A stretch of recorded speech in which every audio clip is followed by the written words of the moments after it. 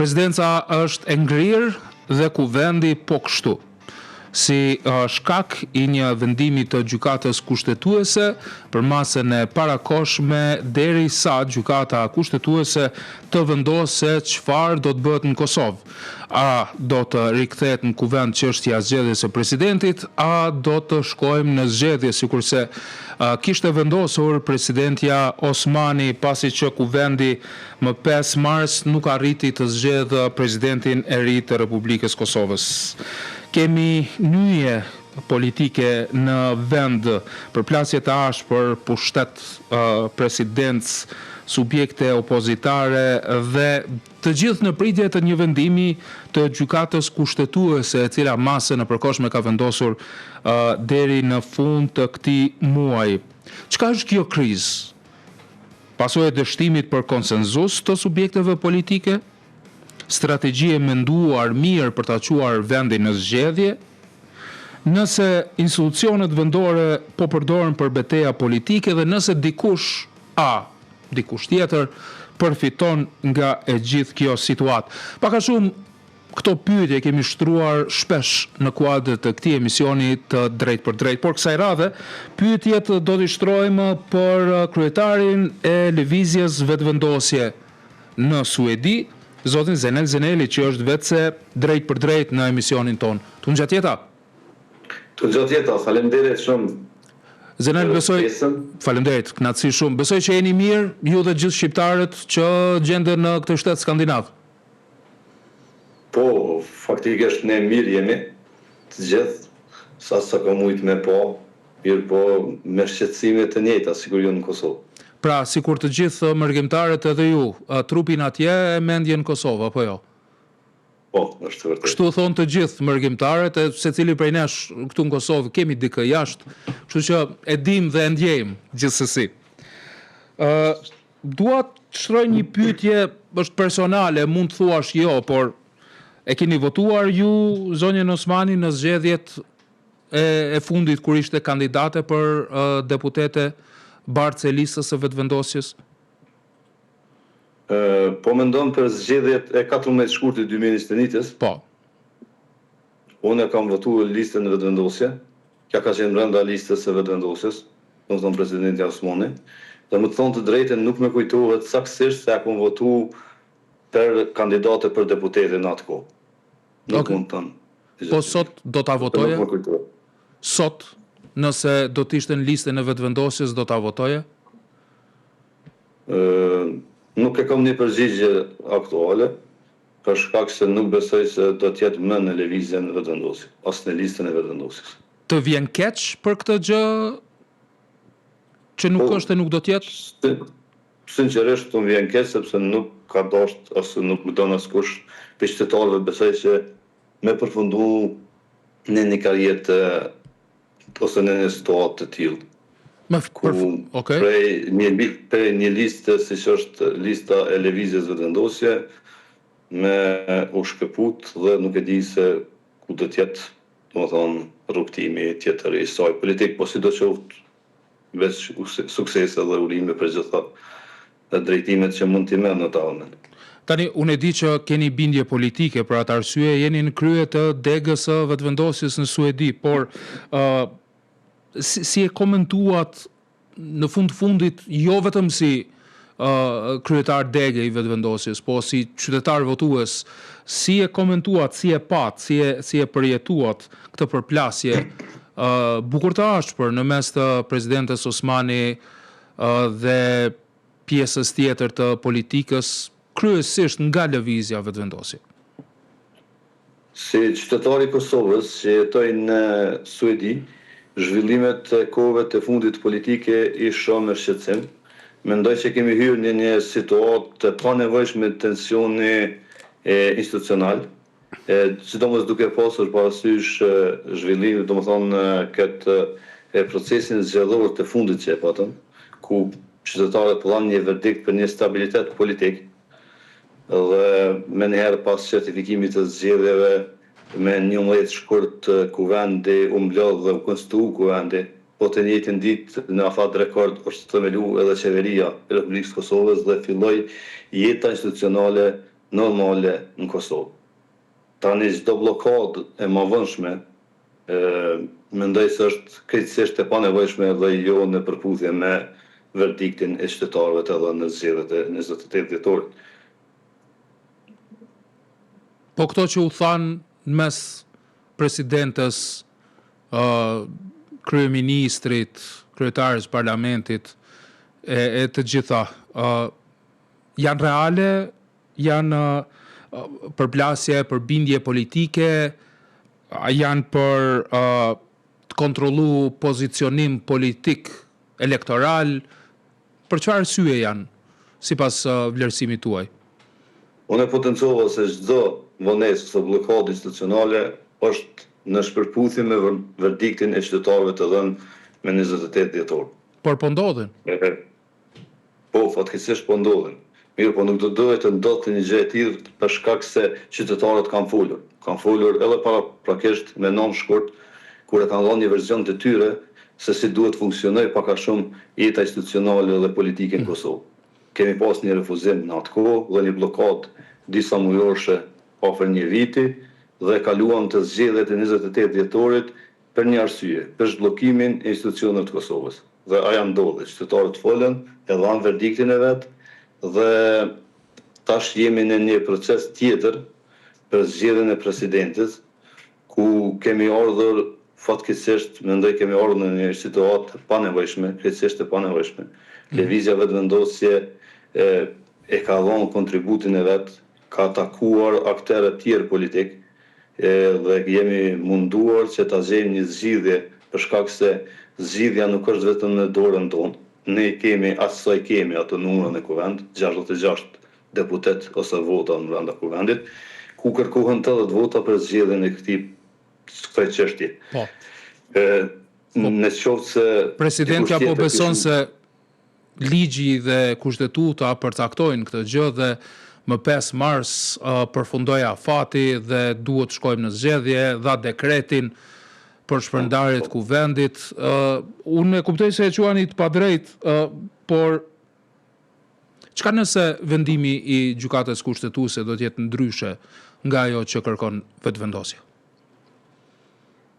Tashmë ne kemi, siç e thatë ju, një proces, domethënë këtë çështjen e gjykatën kushtetuese, ku presim brenda kësaj jave ose në fillim të javës së ardhshme gjykata kushtetuese ta jep verdiktin e vet se si duhet të vazhdohet tutje. Shpresoj dhe besoj se gjykata do ta jep një verdikt të vetin i cili lehtëson apo mundson zhvillimin normal të institucioneve të Kosovës. Edhe çështja e zgjedhjes së presidentes mendoj se duhet të kryhet mirë, po nuk është asnjëra palë e partive politike nuk mund ta kryejë këtë çështje të vetme. Mendoj se duhet të ketë një konsensus politik për ta kryer këtë proces. Kush duhet ta bëjë hapin e parë? Kush do duhej ta kishte bërë hapin e parë për konsensus? Po, në demokraci është edhe konsensusi, mirë, po kjo nuk do duhet të përfshihet si mjet pengus për formimin ose funksionimin e shtetit. Tash të gjitha partitë politike që janë brenda kuvendit e kanë këtë përgjegjësi, po mendoj se opozita e ka një rol kyç në këtë drejtim dhe nuk duhet të krijojë kriza artificiale për bllokimin e institucioneve të shtetit. Sepse nuk zgjedhet nga njëra palë. Edhe nëse shkojmë në zgjedhje, ne do të kemi parapërsisht një situatë të njëjtë brenda kuvendit të Kosovës dhe do të vijmë në gjithë situata bllokuese. Atëherë, Zeneli, pse prisni që krejtësisht i panevojshëm. Pse prisni që opozita do duhet kishte lëshu pe, e ju të mos lëshoni pe, kur vetëvendosja është subjekti më i madh në kuvendin e Kosovës? Konsenzusa do të thotë që dy palë të lëshojnë nga pak pe? Apo për shkak ndoshta të sloganit tuaj ju nuk deshet fare të lëshoni pe? Jo, besoj që ka lidhje me këtë. Mendoj se lëvizja vetëvendosja ka dhënë kontributin dhe ka qenë mjaft shumë e qartë në prezantimin e kandidatëve të vet për president, në mungesë të tjerëve. Unë po mendoj se tashmë opozita është bindur se e ka prekur fundin dhe nuk ka ku të shkej më poshtë dhe vetmja mënyrë është që të shkuhet në zgjedhje, po nuk besoj fort se është kështu. Ata kanë mundur, i kanë pasur votat si opozita procedojnë dhe ta mandatojnë kandidatin e tyre të opozitës për president. Dhe pastaj të kërkohet konsenzusi. Ne nuk kemi pas me kënd me bë konsenzus kur s'kemi pas as kandidat, as emër për As bëhet konsenzusi para emrit, në mënyrë që emri të dalë nga konsenzusi? Po ki këtu qysh me bëhet konsenzus kur se din për kënd. Parimisht për vetëvendosjen është e pamundur me bën një marrëveshje politike, sepse të gjitha marrëveshjet politike vijnë në Këshillin e Përgjithshëm për të votuar, dhe ne nuk kemi ditur me kënd me bëhet se për çka me bëhet marrëveshje politike kur s'kemi pas një emër, në këtë rast PDK-ja që është pozicionu për kandidat partijak. Ne kemi dashur të gjejmë një zgjidhje, kemi propozuar emra. Fillimisht kemi propozuar, kemi pyetur se ai kanë numrat ose ai dhon votat për presidenten Vjosa Osmani. Kanë qenë kategorikisht kundër dhe nuk kanë dhënë asnjë shpresë ose asnjë mundësi që të bëhet. Kanë propozuar kandidat vet partijak. Pastaj kemi propozuar edhe kandidatin tjetër në ato takimet, zotin Hoti, Andin Hotin, dhe po ai është refuzuar. Okay. Po Vjosa Osmanin nuk e keni propozuar, se ndoshta do të kishte mbledh. Po, kur ishte kjo iniciativa e partive tjera për kandidat, domethënë gjithsesi e PDK-s për kandidat partijak, ne pritëm deri 30 orë para përfundimit të afatit, menduam se ata do ta qesin dikën partijak ose opozitar në kandidat të tyre. Ajo nuk ndodhi një gjë tjetër, që ata u barrikaduan, domethënë kundër dhe pa asnjë kandidat. Ne s'kishim mundësi tjetër veçse me fillu procedurën e zgjedhjes së presidentit, dhe në këtë rast Lëvizja Vetëvendosje mandatoi zëvendës kryeministrin e parë dhe ministrin e punëve të jashtme dhe diasporës zotin Glauko Niusa, dhe prap pritëm deri 3 orë para përfundimit të afatit që opozita po vjen me kandidatë të tyre dhe pastaj të diskutohen mundësitë. Po nuk ndodhi, kështu që ne do të procedojmë. Po se dieshin votat edhe me kandidatin tjetër. Ata po thonë se dieshin votat. Po mos kthehemi edhe një herë në atë çështje. Mbetemi pak te këto zhvillimet pas saj. Pas gjithë këtyre, sepse për këto po presim se çfarë do të vendos kushtetuesja.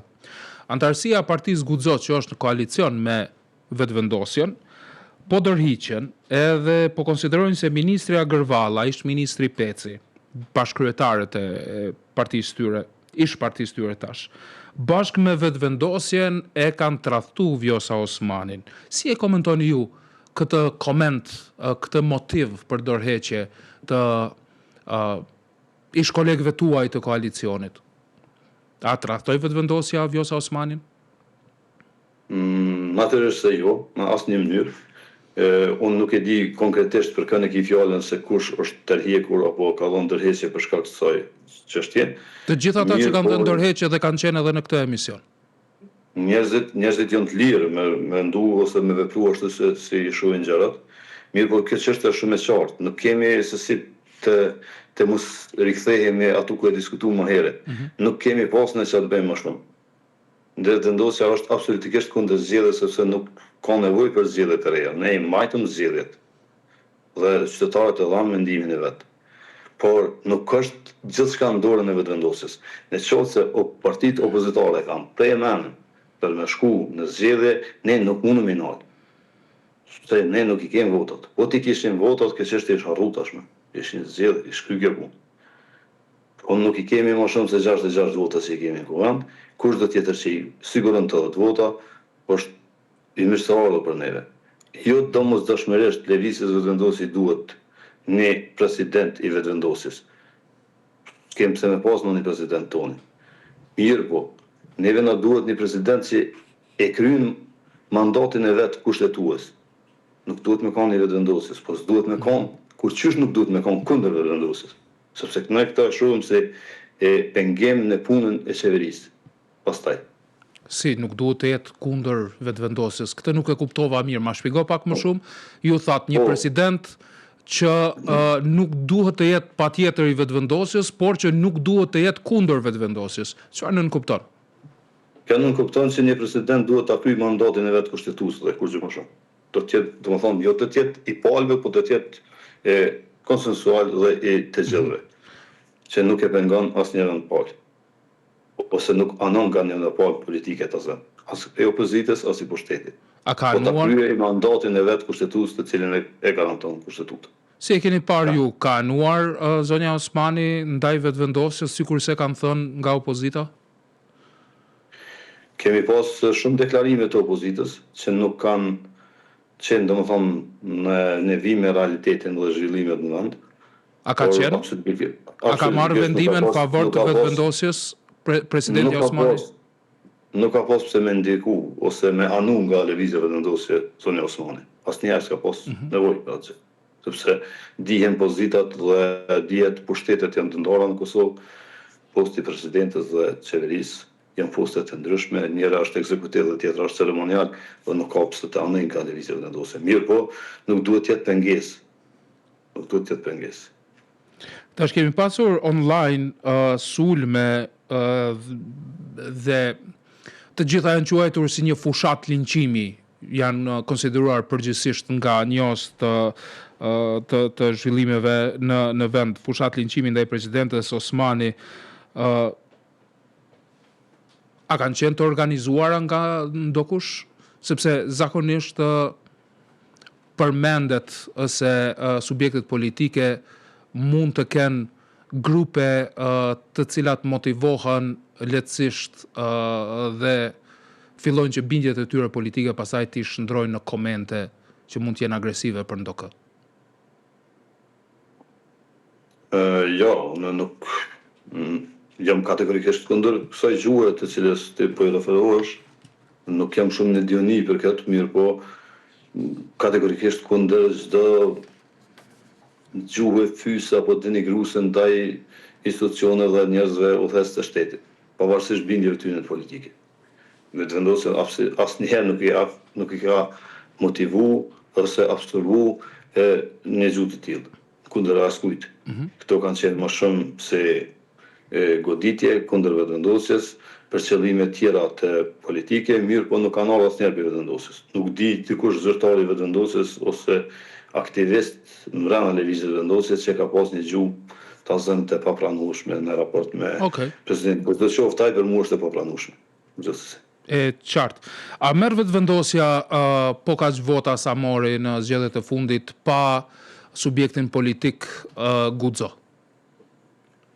Unë si që potencova lëvizja vetëvendosje është kundër zgjedhjeve të reja. Ne i shumë këtë pa nevojshme zgjedhje të reja. PDK-ja po thotë që veç vetëvendosja po do zgjedhje. I konvenojnë zgjedhjet. Pse na konvenojnë neve zgjedhjet kur ne kemi një qeveri, domethënë me numrat e njëjtë që kishëm qeverin 2021-2025. Kështu që nuk është absurde me menu që lëvizjes vendosë këtë kohë me një konstruksion kaq të mirë qeverisës i nevojitet apo i konvenojnë zgjedhje të reja. Kjo është krejt jashtë normale, për neve është krejt e panevojshme. Ndërsa nëse vjen puna për zgjedhje, ne jemi lëvizje vetëvendosje dhe jemi partia më e madhe në vend dhe më strukturuar edhe organizativisht.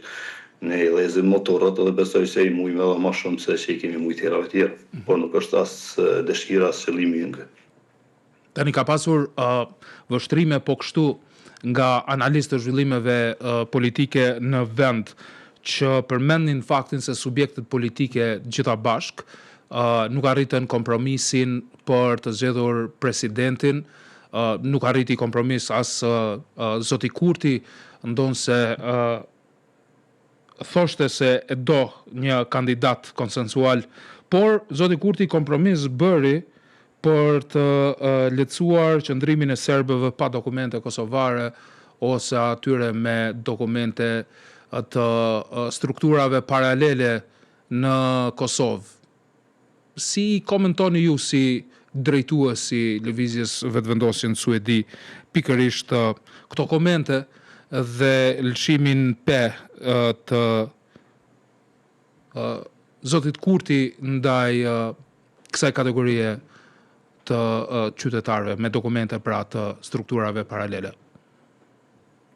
E qartë, për mu pa dash më lëshu në detale për shkak se ne si qendër lëvizje dhe vendosje në Suedi nuk është që bëjmë nefa politike të madhe prej kajtë, joni është që me dëgju zërin e qytetarëve dhe me dërgu aty ku merren vendimet, mirë po sa i përket kësaj që ti po i referohesh, unë besoj edhe është e sigurt që kjo nuk është një lëshim pa, po është një fillim i një përmbyllje të një procedure ilegale në Kosovë.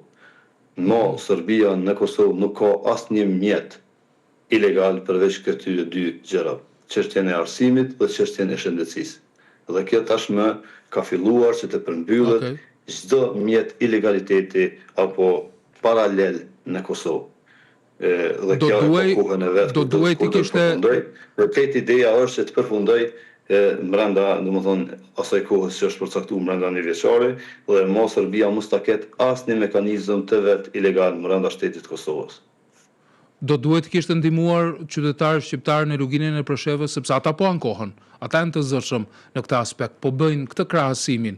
Nëse zoti Kurti u pranon dokumentet e strukturave paralele në Kosovë, e nuk ndihmon qytetarët shqiptar në luginën e Preshevës për të lehtësuar qëndrimin e tyre në Kosovë. Mos të harrojmë një fakt se deri në ardhen e qeverisë Kurti në Kosovë, në Kosovë ka pas struktura paralele, ka pas dokumente paralele, ka pas komuna paralele, ka pas banka të Serbisë, ka pas dinar të Serbisë, ka pas sjellje të Serbisë. Të lutem mos më ndërprej se jam duke i numëruar sukseset e qeverisë që janë sukseset tona të përbashkëta për gjitha sfidat që kemi. Kanë folur ata, unë po pyes konkretisht për shqiptarët në luginën e Preshevës. Prandaj unë siç e thash, ky është një fillim, nuk është kundër shqiptarëve të Preshevës, ky është një fillim i përfundimit të këtyre dy elemente që i ka Serbia aktualisht paralel në Kosovë. Është shëndetësia dhe arsimi. Dhe këto duhet marrin fund si mjete paralele brenda teritorit të Republikës së Kosovës. Këto janë toleruar me vitet dhe dekada të tëra brenda Kosovës në qeveritë e kaluara të partive opozitare. Po nuk është kur falshimi peke, unë po habitem se është kjo tendencë me e sulmu qeverin në pikat më të forta të saj. Është sulm ndaj qeverisë thua? Është tendencë për të sulmuar qeverinë për poena politik, mirë po nuk rëzohet ose nuk dëmtohet qeveria duke shtrirë sovranitetin në Kosovës dhe duke vu vranë në gjithë territorin e Kosovës. Është gabim. Po mirë, nëse shkohet në zgjedhje prap, do ta keni në krah Partinë Guxo apo jo? Unë nuk mund të deklaroj për këtë çështje tani, besoj se po. Nuk ka asnjë në bazë edhe të kontakteve, sepse një pjesë e mirë e votës, sikur se thuhet, e votës për lëvizjen vetëvendosje vjen nga Mërgata pikërisht. Si e sheh atje? Sigurisht që keni afër edhe votues bashkëvendas që ka një parapëlqim për zonjën Osmani ose për listën Guxo. Nga takimet tona që i kemi këtu të vazhdueshme me komunitetin tonë shqiptar dhe mbledhjet që i bëjmë të vazhdueshme, këtë situata e fundit pak është irituese, sepse populli veç sa ka votuar, ka menduar se do të ketë stabilitet institucional dhe tashmë prap po bëhen këto blokadat e panevojshme dhe po tentohet që të pengohet ose të deformohet vullneti i qytetarëve. Një gjë që është e sigurt është se edhe disi është edhe e re për neve, për mu, sekretar që e kom pasë, njerëzit në fillim kanë qenë pak man tazim të irituar në raport me lëvizjen vetëvendosje për këtë çështje. Mirë, po tash është krejt e kundërta. Kam shumë telefonata, takime me qytetarë që më nxispresin me ditë datën e zgjedhjeve dhe më nis për Kosovën me votu. Dhe janë kategorikisht kundër këtyre që po tentojnë me bë plogata institucionale, krejtësisht pa nevojshme në këtë, domethënë, dimension global politik që po ndodh gjithë në botës. Këtu në këtë studio të Horizontit Mesditës, një nga të ftuarit e mi ka thënë se janë paguar bileta për shumë mërgjimtarë që të vinë për të votuar në Kosovë në zgjedhjet e fundit. A janë paguar? Keni ju informacion? Ja, absolutisht jo. Nga qendra e lëvizjes vetëvendosje në Suedi ne si qendër e lëvizjes së vendosjes nuk i kemi asnjë biletë të paguar për këtë drejtim, dhe nuk e bëjmë asnjëherë. Asnjëherë nuk ka ndodhur kjo gjë.